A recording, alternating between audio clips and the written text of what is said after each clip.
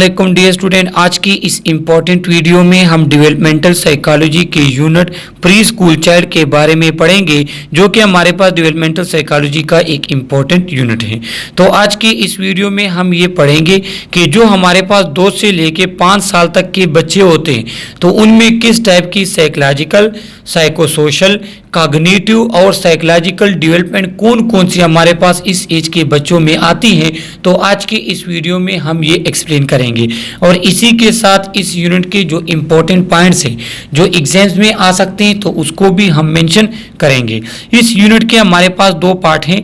Part first का video lecture already मैं अपनी यूट्यूब चैनल पे अपलोड कर चुका हूं, जिसका वीडियो लिंक मैंने इस वीडियो के डिस्क्रिप्शन में दिया है, तो वहीं से जाकर आप इसका पार्ट फर्स्ट देख सकते हैं। तो अभी हम एक्सप्लेन करेंगे इसके रिमेनिंग पार्ट को।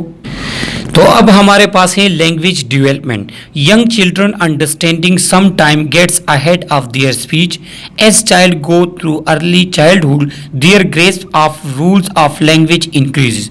देखो, जो हमारे पास बच्चे जो देखते हैं, जो सुनते हैं, तो वो उसको लैंग्वेज में कन्वर्ट करते हैं। कि जब बच्चे होते हैं तो अपनी एज के साथ वो बहुत सी चीज़ों को ऑब्जर्व करते हैं, वो अल्फाज को सीखते हैं, फिर उन अल्फाज को एक साथ जोड़ते हैं, उनसे सेंटेंस बनाते हैं और फिर वो उसको सोशल लाइफ में सीखते हैं। तो ये एज के साथ होता है और इस तरह बच्चों में लैंग्वेज डेवलपमेंट होती है। तो यहाँ पे लिखा है कि लैंग्वेज की जो डेवलपमेंट है उसमें morphology, semantic, pragmatic and phonology. तो ये नेक्स्ट स्लाइड में एक एक करके हम एक्सप्लेन करेंगे। इसके बाद के symbolic thinking involve language literacy and dramatic play. Children rapidly conclude that sound link together to make words and words represent ideas, people and things। तो कहें कि जो उनकी सिंबॉलिक थिंकिंग होती है, जो वो चीज़ों को सिंबल के थ्रू क्या करते हैं, रिप्रेजेंट करते हैं, तो वो चीज़ क्या है कि उसमें उनके लैंग्वेज भी इन्वॉल्व होते हैं, उनकी लिटरेसी, जो उनके पास नॉलेज होता है, जो किसी चीज़ को पढ़ना, उसको सीखना, उसको बताना, और इसके साथ ड्रामेटिक प्ले भी इंक्लूड होती है। ड्रामेटिक प्ले क्या होता है, ये आगे आ रहा है। 3 टाइप हमारे पास प्ले होती हैं, तो वो आगे जाके हम एक्सप्लेन करेंगे। कि जब भी बच्चे आपके पास अगर कोई खेलते हैं बच्चे कि वो एक डॉक्टर बन जाता है, कुछ मरीज बन जाते हैं, या एक टीचर बन जाते हैं, कुछ सगड़ बन जाते हैं, जो उनके अपने प्ले होती है, तो उसके लिए ज़रूरी है कि इनको अल्फाज का पता हो, उनका इस्तेमाल का पता हो। तो जब बच्चे थोड़ा बहुत बोलना सीख जाते हैं तो फिर वो इस तरह के प्ले करते हैं और इसी तरह स्लोली एंड ग्रेजुअली उनमें लैंग्वेज डेवलपमेंट होती है। तो ये जो हमारे पास 4 मेन एरियाज ऑफ लैंग्वेज हैं, इसमें एक एमसीक्यूज के तौर पे अक्सर आता है, इसको आप सीख लें कि फोनोलॉजी किसे कहते हैं। Study of speech and sounds, कि स्पीच और साउंड की स्टडी को हम फोनोलॉजी कहते हैं। कि बच्चे अल्फाज को बोलना और उसको डिफरेंट साउंड्स देना, डिफरेंट साउंड्स को सीखना, उसको समझना, ये बच्चे की डेवलपमेंट होती है लैंग्वेज की। सेकंड हमारे पास है semantics. Semantic studies of word meaning and word combination, कि वर्ड अल्फाज का मतलब क्या है और कौन से अल्फाज को हम एक साथ मिलाएंगे। मतलब बच्चा ये सीखता है कि पानी का मतलब है, कहें कि पानी का मतलब तो पानी होता है, वर्ड है वाटर, पानी, तो वो कहते हैं पानी मुझे दो, इसका मतलब है कि मुझे पानी दे, फिर घर वाले मुझे पानी देंगे। सही है। तो ये अल्फाज को सीखकर उसको एक साथ कंबाइन करना, ये लैंग्वेज डेवलपमेंट में आता है बच्चों के। इसके बाद सेंटेक्स। सेंटेक्स क्या है, स्टडी ऑफ सेंटेंस कंस्ट्रक्शन, कि जब वो वर्ड्स को सीख लेते हैं तो फिर वो ये स्टार्ट कर लेते हैं कि अब इन सेंटेंस को किस तरह जोड़ेंगे, कि अल्फाज को किस तरह जोड़ेंगे कि हमारे पास एक सेंटेंस बने। इसके बाद है प्रैग्मेटिक्स। प्रैग्मेटिक्स क्या है कि द स्टडी ऑफ कन्वर्सेशन और सोशल यूज ऑफ लैंग्वेज, कि जो उन्होंने अल्फाज सीख ले या जो लैंग्वेज उन्होंने सीख ली, अब वो सोशली उसको यूज़ करता है अपने फ्रेंड्स के साथ, अपने फैमिली मेम्बर्स के साथ। तो इसको क्या कहते हैं, इसको कहते हैं प्रैग्मेटिक्स। इसके बाद हमारे पास है fast mapping.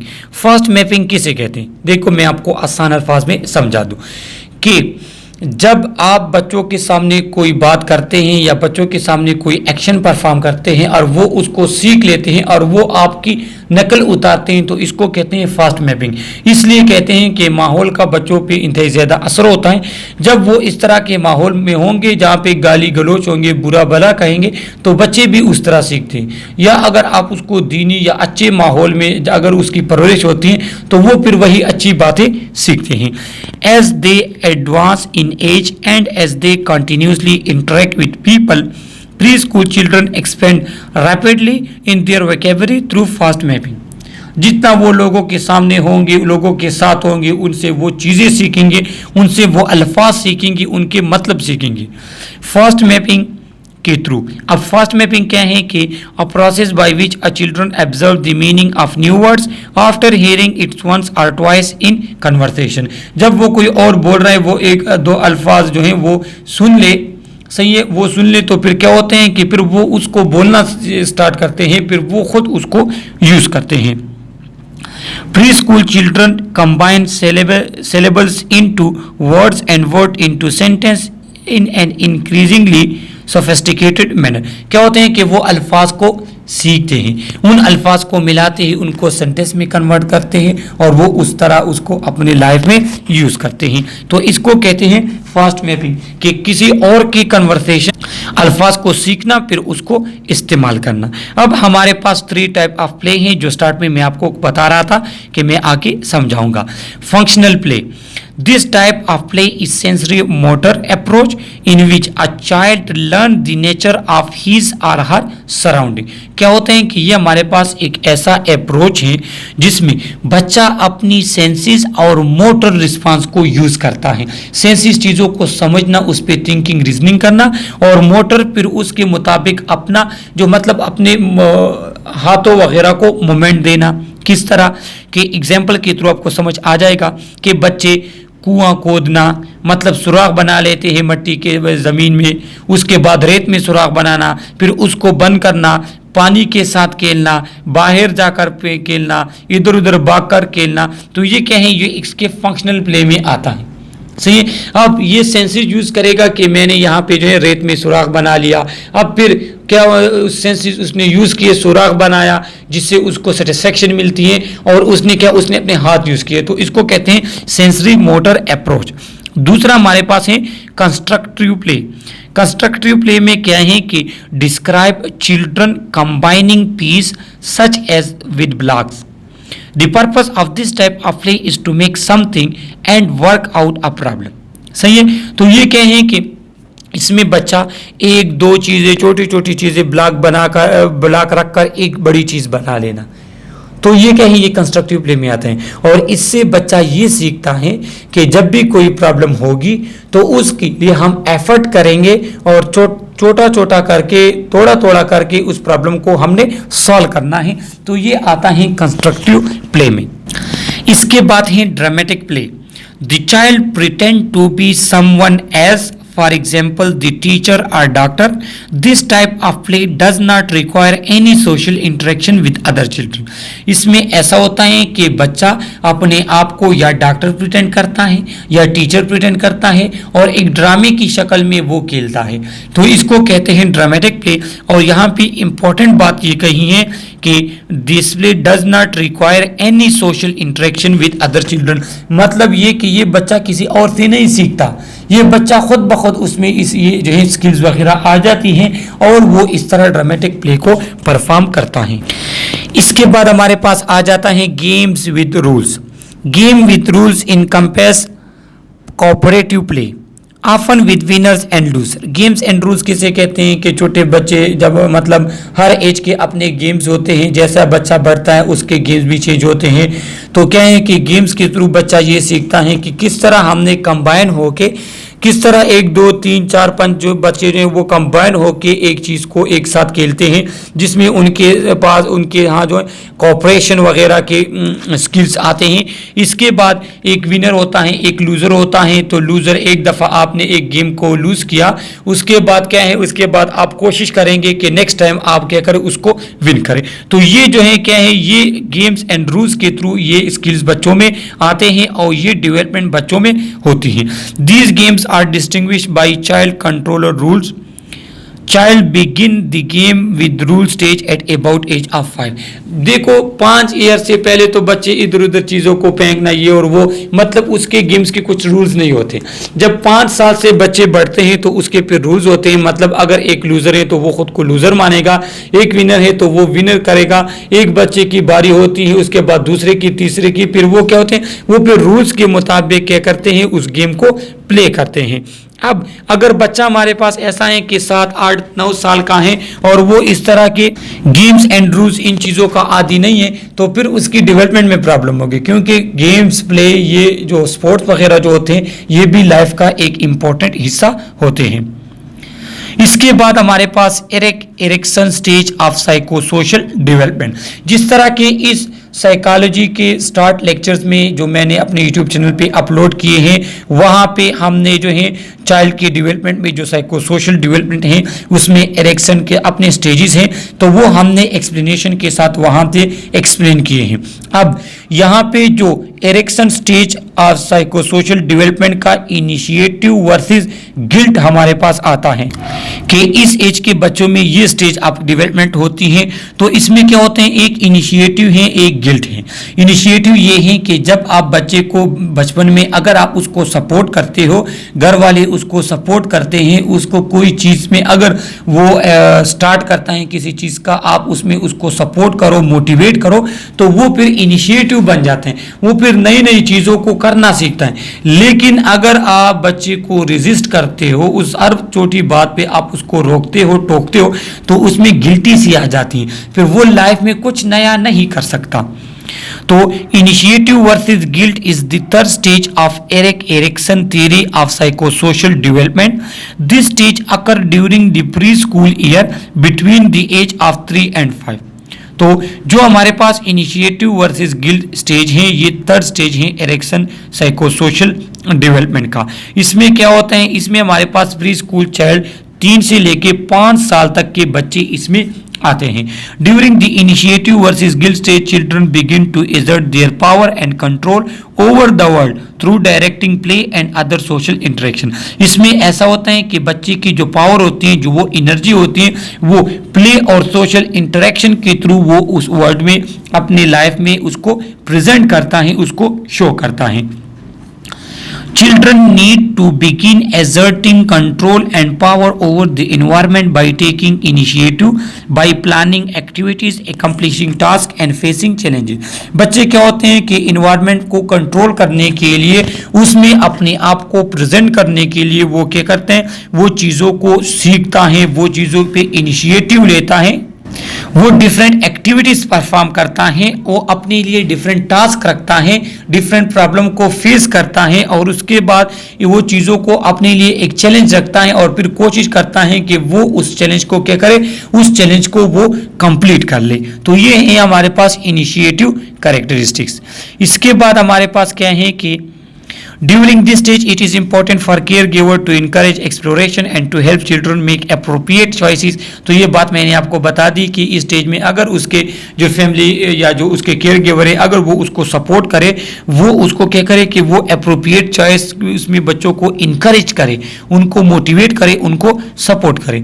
Caregiver who are discouraging or dismissive may cause children to feel ashamed of themselves and to become overly dependent upon the help of others। अगर इस स्टेज में आपने बच्चों को सपोर्ट नहीं किया, इस स्टेज में आपने बच्चों को इनकरेज या मोटिवेट नहीं किया, तो इस तरह के बच्चे क्या वो शर्मीले होते हैं, फिर वो कोई भी काम खुद से परफॉर्म नहीं कर सकते और वो दूसरों पे डिपेंडेंट होते हैं। Play and imagination take an important role at this stage. जो चीज़ों को खेलना, प्ले और इमेजिनेशन है।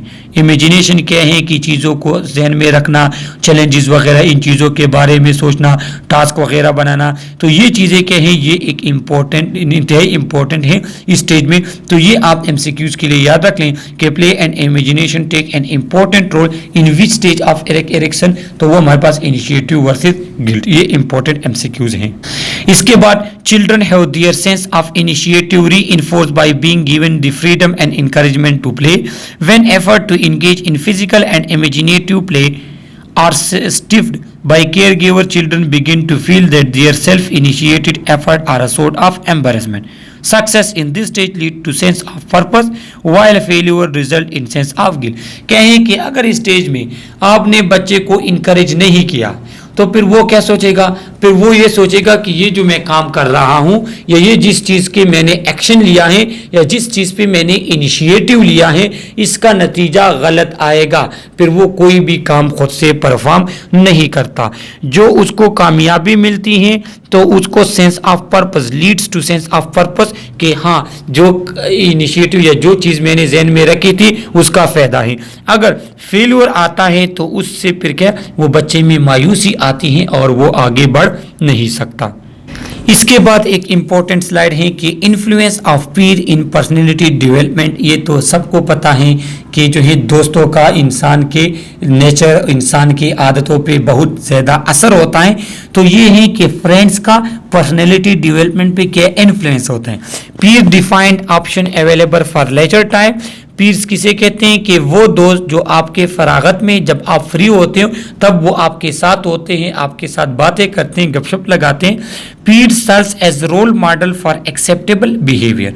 और जो पीर्स होते हैं ये आपके लिए एक रोल मॉडल होते हैं एक्सेप्टेबल बिहेवियर में।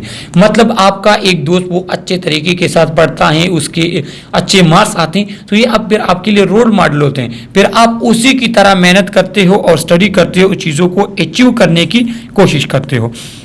Also provide reinforcement for acceptable behavior and sanction for not engaging in acceptable behavior। ये क्या होता है कि वो आपको रीइंफोर्स भी करता है एक्सेप्टेबल बिहेवियर को अचीव करने के लिए, एक्सेप्टेबल बिहेवियर को अपने आप में लाने के लिए। यही दोस्त आपको रेजिस्ट भी करते हैं कोई गलत जो है बिहेवियर अपने आप में लाने के लिए। लेकिन यही दोस्त अगर आपके अच्छे नहीं है फिर वो आप में गलत आदतें भी लेकर आ सकते हैं। जिसका एग्जाम्पल सिंपल है कि अगर आप कोई ऐसा पर्सन है जो ड्रग्स वगैरह यूज़ करता है, आप उसका फ्रेंड हो तो एक दिन आप भी वो शुरू कर दोगे। या कोई बच्चे होते हैं, छोटे बच्चे होते हैं, वो चोरी करते हैं, एक दूसरे को मारते हैं, या वो इरिटेबल या गुस्से वाले हैं और उसके बाकी फ्रेंड भी फिर उस तरह बन जाते हैं। सही है। इसके बाद pirs can encourage fairness and cooperation but may also encourage aggression, criminal activity and other anti social behaviour. तो ये बात अभी मैंने आपको एक्सप्लेन करके दे दी कि अगर आपके फ्रेंड्स अच्छे हैं, आपके साथ कोऑपरेशन करते हैं तो आप क्या है कि वो आप में अच्छी आदतें लेकर आएंगे, लेकिन वो आप में क्या, वो आप में एग्रेशन, क्रिमिनल एक्टिविटीज, ये आदतें भी लेकर आ सकते हैं। इसके बाद हमारे पास है स्टेज ऑफ साइकोसेक्सुअल डेवलपमेंट, जो कि हमारे पास सिगमंड फ्रॉइड की क्या है, सिगमंड फ्रॉइड की ये हमारे पास थ्योरी है। तो ये भी हम इंट्रोडक्शन टू डेवलपमेंट साइकोलॉजी में मैंने एक्सप्लेन की है। Sigmund Freud based his theory of childhood development on the believe that sexual energy term libido was the driving force of human behaviour. उन्होंने कहा जो सेक्सुअल एनर्जी है तो ये भी इंसान के बिहेवियर पे काफ़ी ज़्यादा असरअंदाज होती हैं। ये भी इंसान से अच्छे काम भी कराती हैं, बुरे काम भी कराती हैं। ये इसके बिहेवियर को बहुत ज़्यादा इफेक्ट करती हैं। He propose that children progress through 5 stage of psychosexual development. Freud open discussion of sexual impulses particularly in children was considered for his time shocking.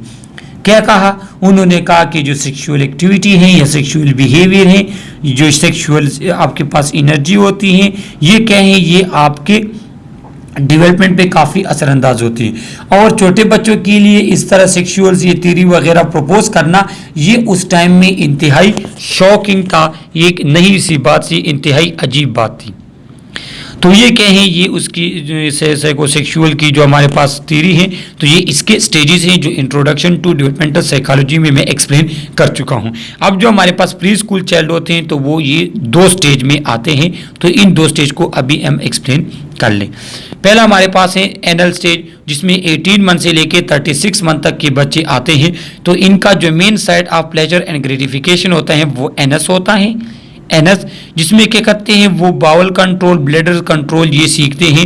इस स्टेज में ये सीखते हैं बच्चे कि हमने वॉशरूम जाके वहाँ प्रॉपर तरीके से वॉशरूम अटेंड करना है, कब हमने यूरिन कहाँ से पास करना है, किस तरीके से हमने पास करना है, तो वो इस स्टेज में वो क्या करते हैं, सीखते हैं।